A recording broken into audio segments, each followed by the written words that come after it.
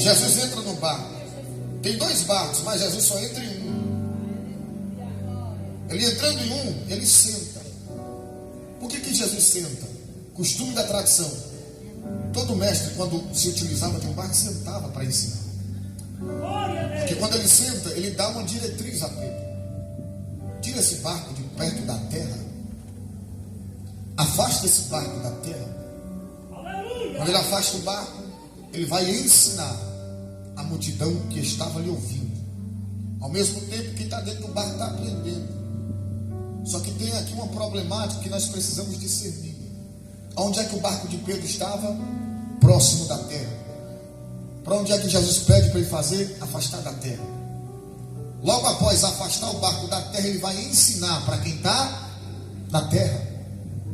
Por que Jesus só ensina depois que ele afasta o barco da terra?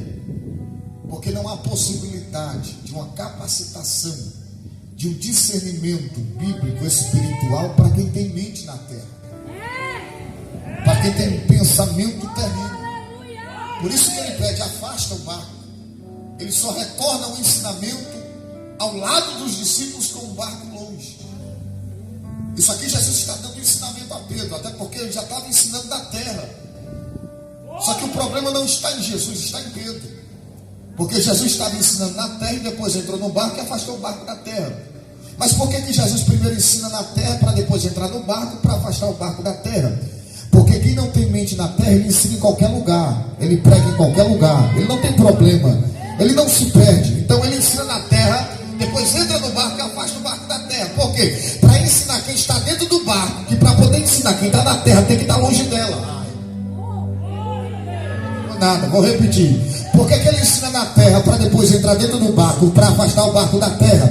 Porque o interesse de Jesus é mostrar para quem está dentro do barco que para poder ensinar quem está na terra tem que estar longe dela. Por que tem gente que não progride? Por que tem gente que não progride ministerialmente? Porque quer se aprofundar com mente terrena, pastor Gledails. Porque quer crescer com mente terrena.